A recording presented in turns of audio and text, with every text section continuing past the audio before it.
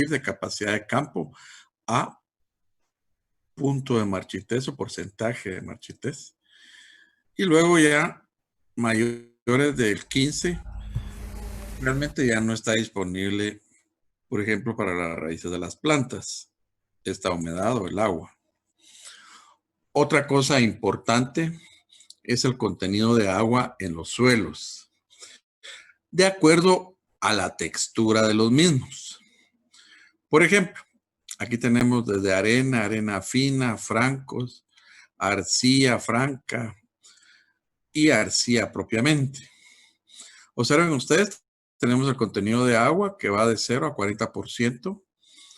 La textura del suelo pues es esta, obviamente. Es decir, suelos con textura gruesa arriba y abajo suelos con textura fina. ¿Sí?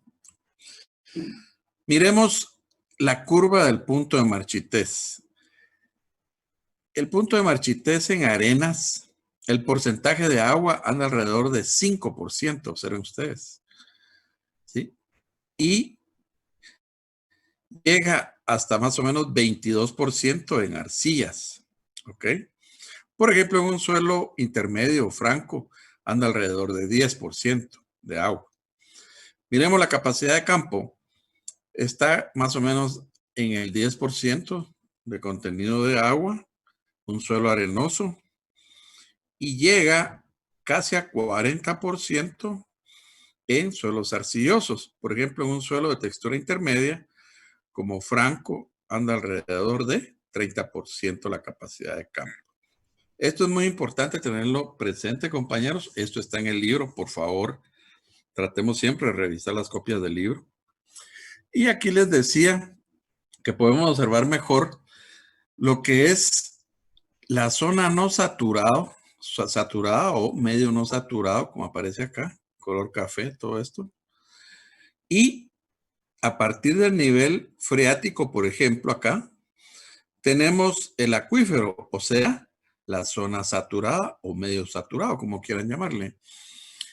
Les decía, la zona no saturada se divide en la zona edáfica, que es obviamente donde se encuentran las raíces, por ejemplo, de las plantas, de los árboles también.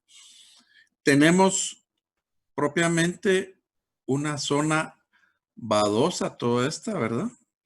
Y algo importante resaltar acá es la zona o capa capilar, que es desde el nivel freático a un poco más en ascenso o elevado del nivel freático, porque generalmente el nivel freático, hablamos del nivel freático, estamos hablando de un acuífero libre. El acuífero, recuerden, puede estar variando su nivel. Por ejemplo, en esta época lluviosa, el nivel puede ascender un poco. Y en la época seca, el nivel puede descender un poco. ¿Sí? Entonces, obviamente, va a variar y va a haber una zona capilar, es decir, una zona que se va a estar saturando y secando, ¿verdad? Observemos acá la humedad del terreno. Tenemos la capacidad de campo acá, toda esta curva que viene aquí más o menos, ¿sí? Aquí tenemos una porosidad drenable que llega hasta acá, es decir, hasta la zona capilar. Y acá se continúa, es decir, generalmente esto está húmedo y se continúa ya a partir del nivel freático, por ejemplo, y se mantiene, ¿verdad? Lógicamente, es la humedad del terreno. Algo muy importante, la presión atmosférica, la presión del agua. Entonces, tenemos acá 0, ¿verdad? Valores negativos, valores positivos en cuanto a la presión atmosférica se refiere, ¿sí? Y observamos que cuando tenemos el nivel freático, por ejemplo, acá, que siempre lo vamos a simbolizar con un triangulito de esta manera, ¿verdad? Tenemos que acá, en este punto, donde está el nivel freático, la presión atmosférica es 0, ¿sí? Mientras que en la zona no saturada, observen ustedes, toda esta línea roja, la presión va a ser negativa, ¿sí? Es decir, menor a cero. Y a partir del nivel freático hacia abajo o en profundidad del acuífero, es decir, en la zona saturada, entonces la presión es mayor a cero. Es decir, la presión se hace positiva acá. Es más grande, ¿verdad? ¿Ok?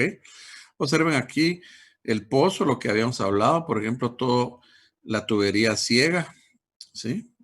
Y acá tenemos obviamente la tubería ranurada, que es por donde entra el agua ya abajo del nivel freático en este caso, ¿sí? Algo importante, lo vamos a ver después, es de que siempre vamos a tener una referencia altimétrica que es el nivel del mar, ¿ok? Y entonces tenemos varios tipos de acuíferos de acuerdo a su comportamiento o si existen medios porosos o medios fisurados o fracturados o medios kársticos como en calizas, por ejemplo. Entonces hablamos de acuíferos porosos, ¿verdad? O acuífero detrítico o poroso, ¿verdad? En donde el agua está contenida en arenas y gravas, como se observa acá. Entonces aquí tenemos, muy bonito, ¿verdad?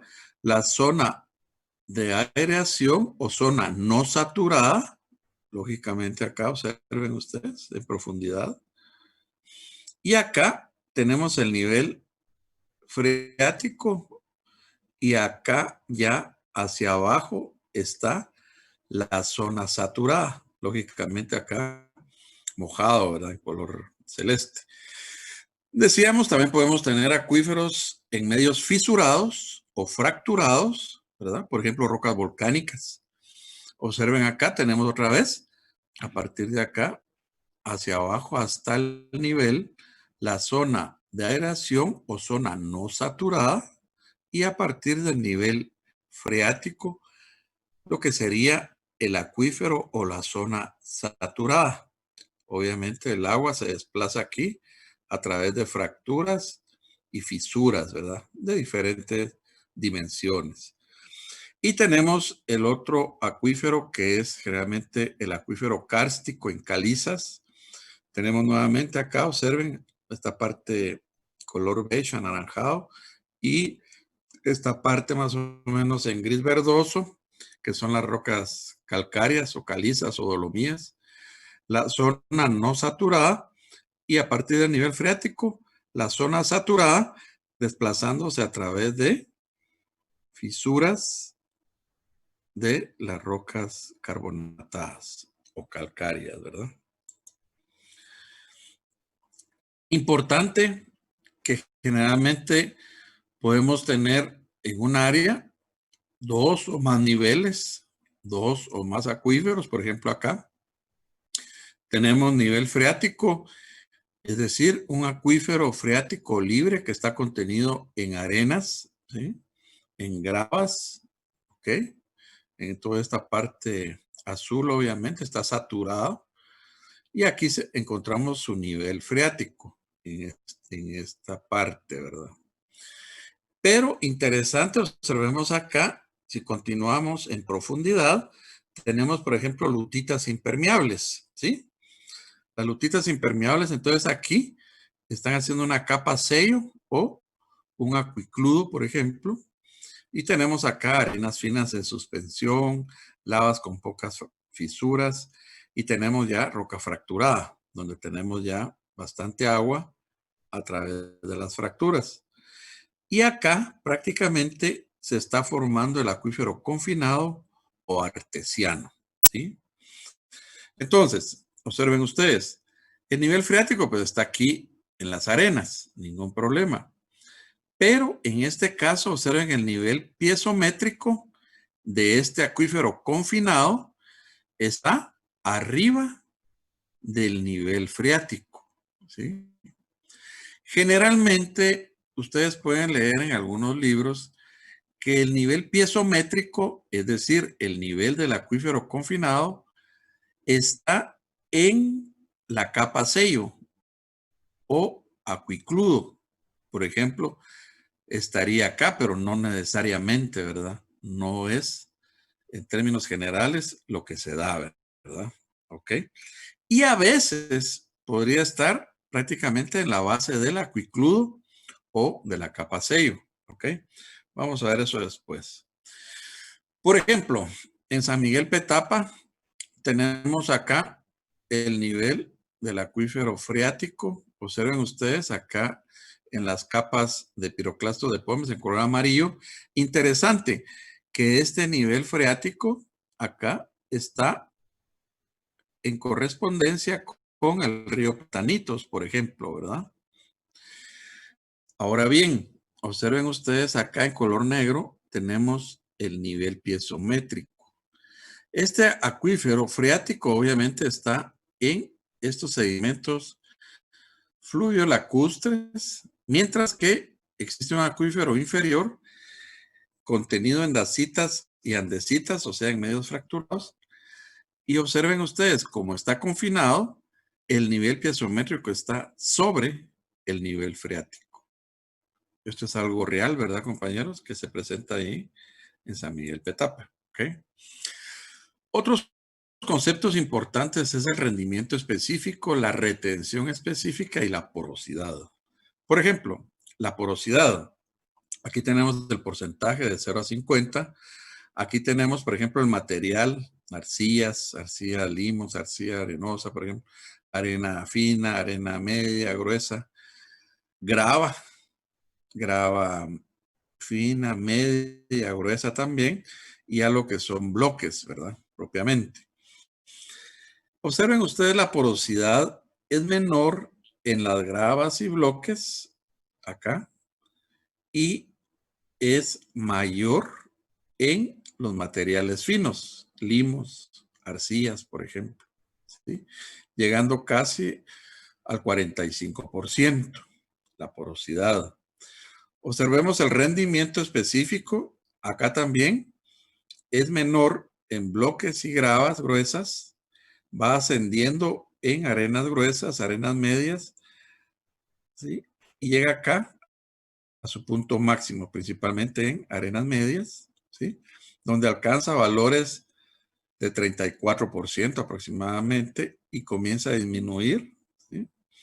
Hasta hacerse menor de 15%, alrededor de 12%, en arcillas, por ejemplo, arcillas arenosas, arcillas limosas.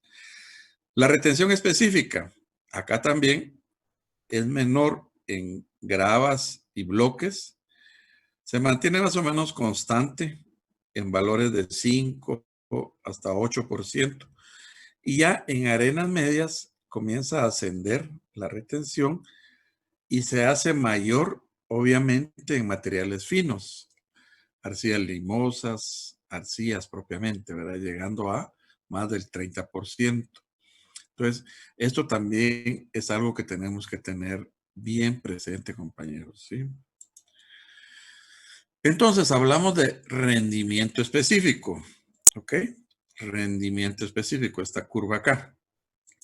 ¿Qué es el rendimiento específico? Se define como S sub Y, que es igual a 100% de el volumen del agua drenada dividido el volumen total. Es decir, es la porción del agua que puede ser drenada por gravedad o bien el volumen de agua liberado por unidad de área y por unidad de descenso del nivel freático. ¿Ok?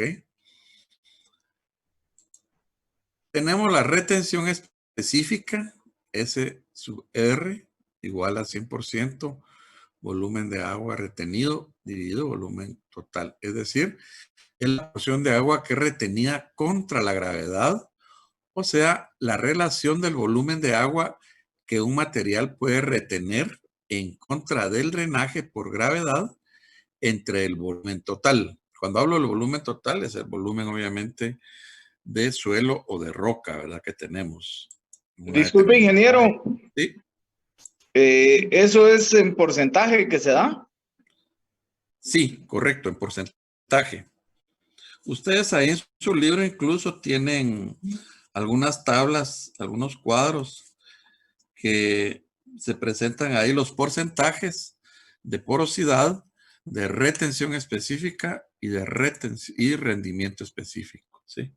Entonces, es de consultar el libro, ¿verdad, compañeros? Como les digo, lo ideal es tenerlo a la mano. Yo por lo menos aquí lo tengo a la par mía, ¿verdad? ¿Sí? Para chequear qué es lo que se está dando.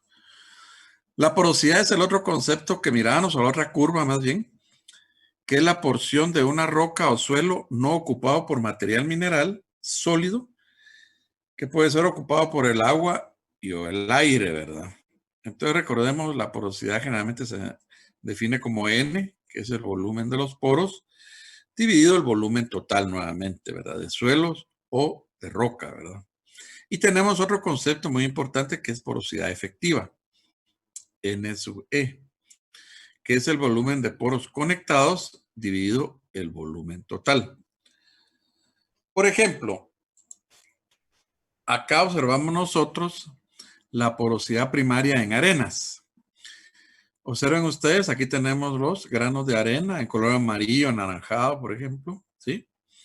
Y aquí tenemos en color celeste, pues el agua en este caso, ¿verdad? ¿Sí? Una arena saturada, por ejemplo. Aquí tenemos la dirección del flujo de agua subterránea, por ejemplo, ¿sí? De norte a sur, por decir así. Entonces, generalmente cuando hablamos de arenas, estamos hablando de una porosidad primaria entre granos, ¿sí? La porosidad, les decía, es muy importante en acuíferos costeros que están formados por arenas o gravas. Observemos acá, tenemos granos de arena más o menos del mismo tamaño. Y acá entonces la porosidad es alta. Hay que tener cuidado porque a veces nosotros podemos encontrar los materiales como granos de arena o grava, pero existen a veces, por ejemplo, materiales de arcilla, ¿sí? O materiales cementantes de silicio, por ejemplo, ¿verdad? O de hierro. Esto nos va a reducir considerablemente la porosidad, ¿verdad? Okay. Y tenemos por otro lado la porosidad secundaria por fracturas o fisuras. Aquí nuevamente tenemos, por ejemplo, estos como bloquecitos que significan calizas, ¿verdad? Y tenemos aquí fisuras, observen, o conductos por donde se desplaza el agua, ¿sí? Okay. Y acá hablamos de una porosidad secundaria, ¿ok? A través de un medio fracturado o fisurado. Obviamente, ¿verdad? Las calizas o las rocas volcánicas fracturadas son las que nos van a dar este tipo de medio, como ya lo vimos anteriormente. Y luego tenemos acá, por ejemplo, tipo de porosidad. En este caso, es un depósito sedimentario bien clasificado. Observen ustedes que los granos más o menos andan en tamaño similar. Pero cuando existen diferentes tamaños, ya la porosidad baja o ya es mal clasificada. Máxime cuando existen, por ejemplo, les decía, algunos elementos o compuestos cementantes. Entiéndase, calcio, silicio, hierro, por ejemplo, ¿verdad? Y los otros medios que hablábamos también por disolución en calizas, por ejemplo, o fisurados como en rocas volcánicas también, ¿verdad? Esto está en el libro, ¿verdad, compañeros? Lo que me interesa es ahondar ahorita en lo que viene.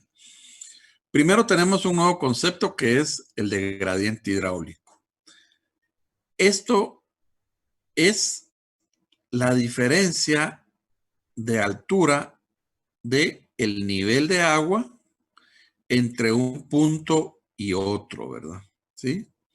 Entonces observemos, acá tenemos, por ejemplo, del nivel hasta donde está la base del acuicludo, por ejemplo, H1, ¿sí? Y acá tenemos del nivel hasta la base del acuicludo H2. Obviamente, observen ustedes cómo viene el flujo descendiendo hacia la derecha. ¿Ok? Entonces podemos perfectamente, por diferencia, determinar el delta H o la diferencia de alturas del nivel, en este caso, y dividirlo entre la longitud entre uno y otro punto, o en este caso, pozo. Y obtenemos el gradiente hidráulico, en este caso, el gradiente hidráulico del acuífero, ¿sí? Tenemos otro concepto acá, conductividad hidráulica, que generalmente la definimos como permeabilidad y la designamos con la letra K. La permeabilidad es el parámetro que permite evaluar la capacidad de transmitir agua de una formación en función de la textura de la misma, sin relacionarla con su estructura geométrica, dice. La permeabilidad también está ligada a las características texturales y se define como permeabilidad efectiva o conductividad hidráulica K generalmente. Y algo importante, la permeabilidad generalmente es una característica intrínseca del medio, o sea, una roca volcánica, su permeabilidad va a ser muy diferente a una caliza, por ejemplo, ¿verdad? O a una roca metamórfica, por ejemplo, ¿verdad? Entonces, es una característica intrínseca de las rocas. Algo importante, recordar también, generalmente cuando nosotros evaluamos o estudiamos un río, obviamente aquí existe agua a través de todo el canal del río, ¿sí? Llenando el área, por decirlo así, o una tubería, por ejemplo. Acá recordemos, existen, por ejemplo, granos, sean de arena, de grava, y acá la permeabilidad obviamente va a ser menor porque no es toda la superficie libre de la tubería o del canal en donde se está desplazando el agua, sino es a través de los granos, ¿verdad? Esto es muy importante de tener presente.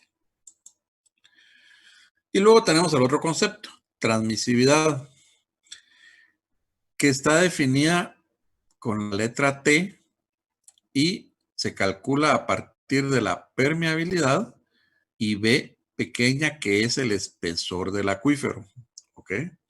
Entonces, es un parámetro definido para evaluar la capacidad de transmitir el agua de los acuíferos, teniendo en cuenta no solo la textura del acuífero y las características del fluido, sino también las características estructurales y geométricas. Obviamente, no es lo mismo que una roca, imaginemos un granito o una andesita o una roca volcánica, por ejemplo, ¿verdad? Basalto, esté sano, sin fracturas, obviamente eso va a constituir un acuífugo.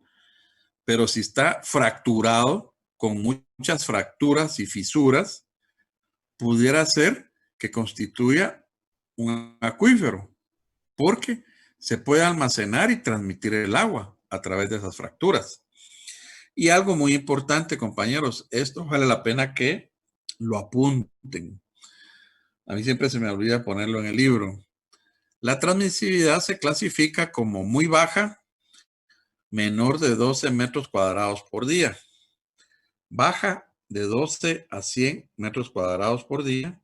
Media de 100 a 1000 metros cuadrados por día. Alta de 1000 a 10,000. Y los valores mayores de 10,000, que generalmente van hasta 12,000 metros cuadrados por día, definen una transmisividad muy alta, ¿verdad? Entonces, esto es muy importante de tenerlo presente, ¿ok?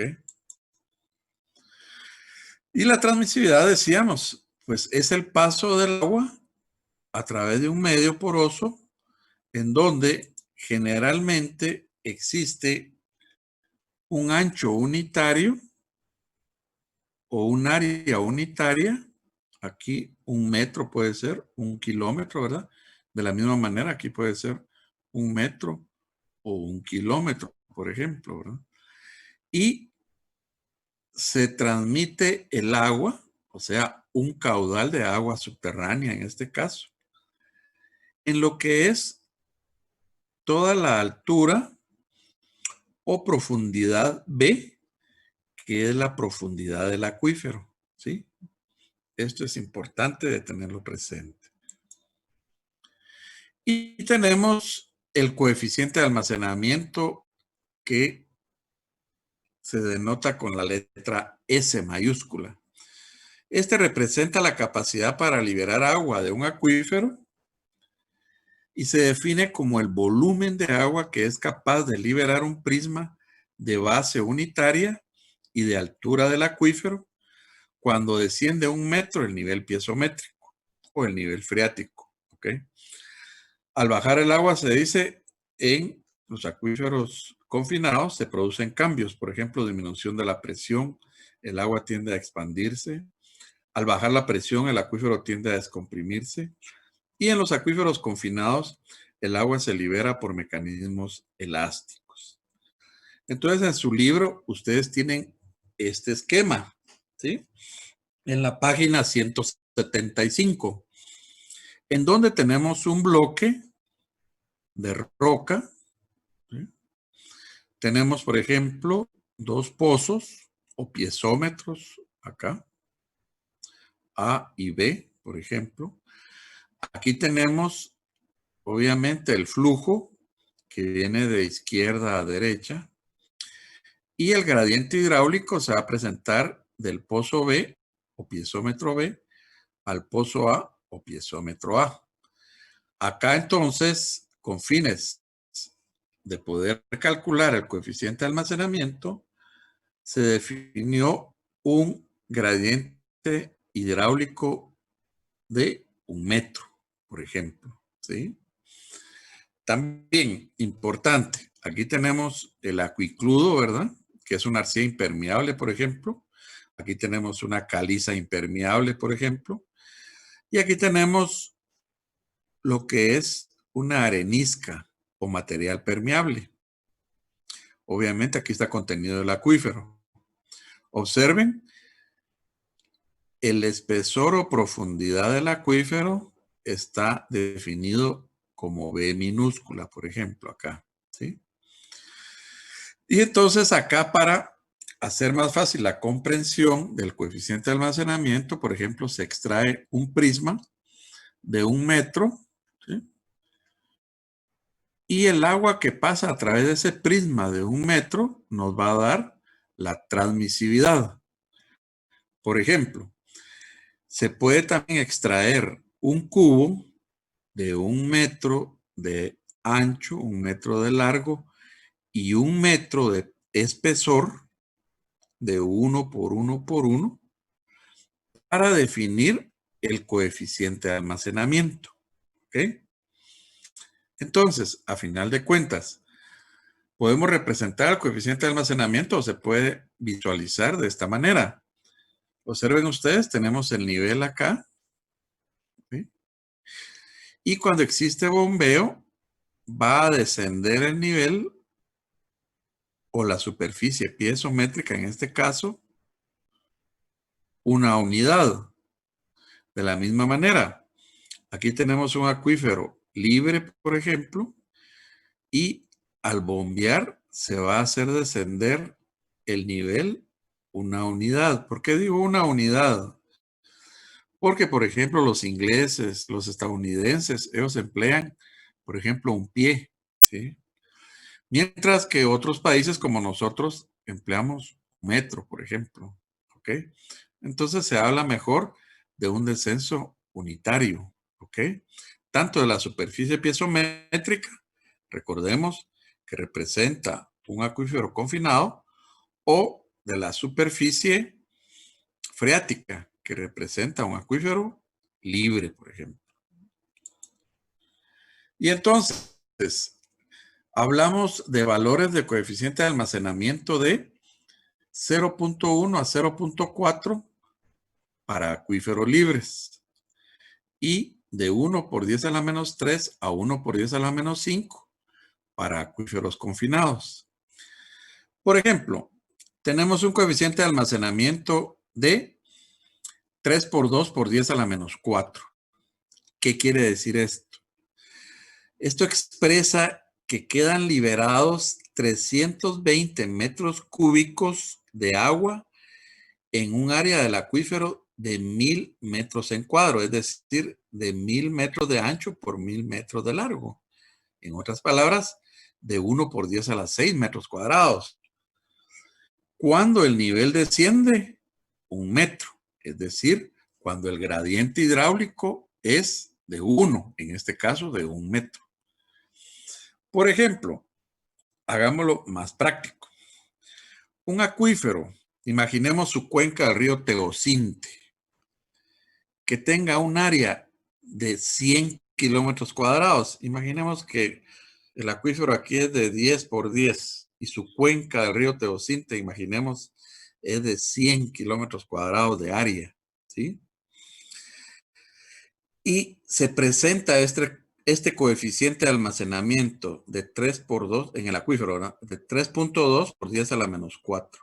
La pregunta es, ¿cuánto será el volumen de agua que puede ser liberado o extraído de ese acuífero? Y entonces tenemos acá que el volumen va a estar dado por el coeficiente de almacenamiento, por ejemplo, 3.2 por 10 a la menos 4, por el área del acuífero, que serían 100 kilómetros cuadrados. Entonces, tal vez podemos continuar mañana con esto. Y lo primero que vamos a hacer, pues, es esta pequeña conversión, ¿verdad? O multiplicación para saber cuánto es el volumen que se puede extraer de ese acuífero. ¿Estamos claros, compañeros? Aquí ya comienza lo bonito. La matemática preuniversitaria, compañeros. Comienza lo bonito ya aquí. Y entonces vamos a dejar hasta ahí y vamos a seguir mañana con este tema. ¿Les parece? Ok. Vuelvo a insistirles. Esto está en el libro. Incluso, esto incluso lo tengo yo en blanco y negro. Está a color. Esto lo tienen así como está ahí a color, por ejemplo. A color. Todo eso lo tienen así a color, ¿verdad? Entonces no hay ningún problema, creo yo. Por ejemplo, este que me gusta mucho a mí. Estas lo tienen también en su libro. Esto también lo tienen en su libro, así como está acá. A color, ¿verdad, compañeros? Ok. Entonces lo vamos a dejar hasta ahí, ¿verdad, compañeros? Y continuaríamos el día de mañana. ¿Les parece? Muy bien, doctor. Enterado. Sí. Gracias. Hay que leer, compañeros. Esto hay que leer. Si no leen por gusto, ¿ya? Les va a pasar lo que les pasa en Mate 1. Lo regresan a estudiar bachillerato, ¿verdad, compañeros? Entonces leamos. Hay que llamar al doctor Orozco. Algo así, pero aquel está suspendido, ya no puede. No. El Barça perdió. Está bueno, Doc. Ahí estamos. Gracias, doctor. Doctor. Buenas noches, doctor.